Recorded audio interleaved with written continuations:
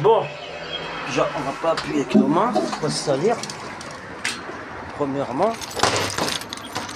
en premier lieu, hein, comme disait la prof de français, il ne faut pas faire de répétition. Il ne faut pas faire de répétition. Il ne faut pas faire de fautes d'orthographe au bac de français. Hein, c'est ce que disait la prof de français. Pas de répétition, pas de fautes d'orthographe. Regardez. Il paraît que moi je fais des trucs dangereux. Je vais vous montrer un truc. Alors regardez. Laisse tomber. Bah, vous voyez? Bon, moi j'ai pas les pneus comme ça. Mais il paraît que je coûte cher. Alors, vous voyez, il y en a, ils parlent derrière. Il paraît que je coûte cher à la boîte. Et j'ai compris. Il y a des Turcs qu'on croise. Hein. Tout se passait bien ce matin. Je croise le Turc là. Vous voyez le Turc qui m'a mis le bus, le Sprinter en panne là, qui a laissé la clé sur le contact pour décharger la batterie. Après je lui dis ouais. Je lui dis t'as fait exprès. Il me répond à moitié et tout. J'avais mes gosses, ils étaient malades. Bref, ils savent tout ce qui se passe hein, chez vous et tout.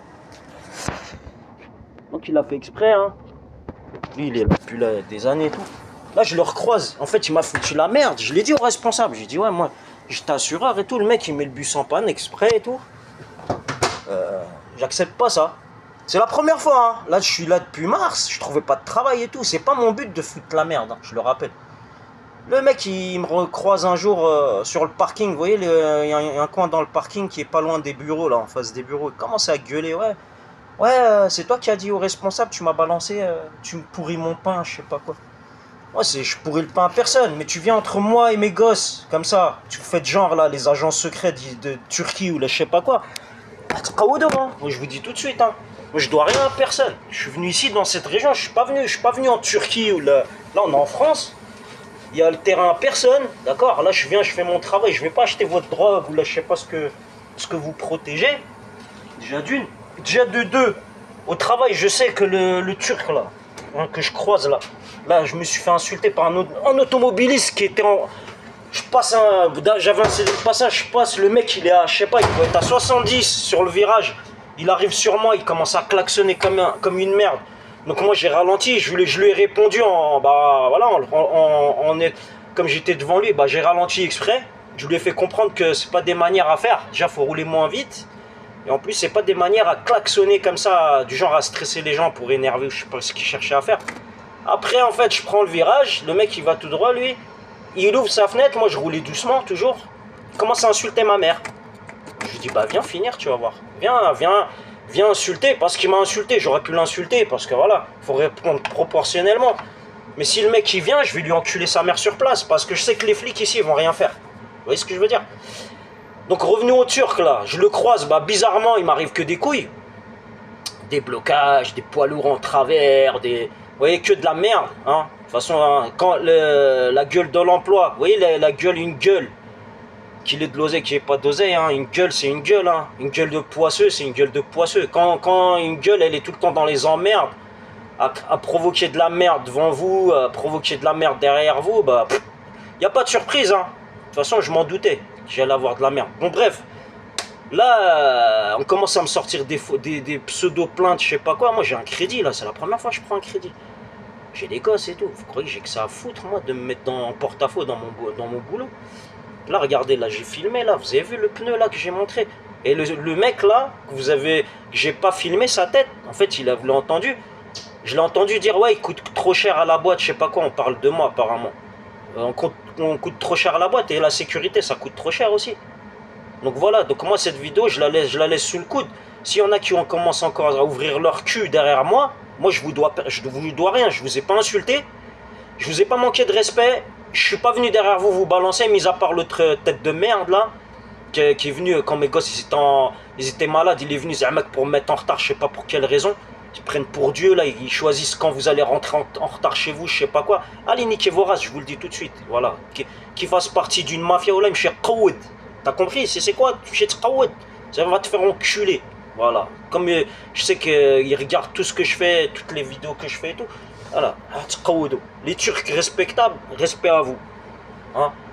Allah yabalkoum. Les mafieux là qui viennent sur le chemin, des gens qui les calculent même pas, allez vous faire enculer, je vous le dis tout de suite. Wallah. C'est tout, monsieur Qawdo, je vous dois rien, d'accord? Et c'est pas la mort qui nous fait peur ou des problèmes ou la hajar, d'accord? C'est tout. Voilà, j'ai encore plus faim que vous, moi. Hein, vous pouvez faire partie de mafia ou la hajar. Moi aussi, j'ai connu la galère, j'ai pas trouvé de travail. Je suis en retard, vous voulez me mettre en retard, ni comme moi, je vous le dis, voilà. Vous n'avez pas eu des parents qui vont vous éduquer. Si vous aurez eu des parents qui vous éduquent, vous ne ferez pas ça. Vous voyez? Allez voir des gens qui ne vous connaissent même pas, à commencer à faire des barrages, je sais pas quoi. Faites des barrages, allez faire des barrages aux forces de l'ordre qui sont en train de vous enculer vos races, hein, qui vous laissent pas vendre ou les je sais pas quoi là. C'est mafia de merde.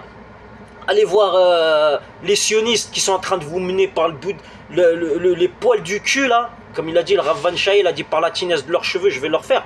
Bah allez les voir eux, bande de pédales, va. Hein, vous prenez pour des bonhommes, vous allez, vous essayez de détourner une femme, d'essayer de me détourner parce que c'est, soi-disant je suis isolé, nique match comme je suis pas isolé, moi il y a le bon Dieu au-dessus.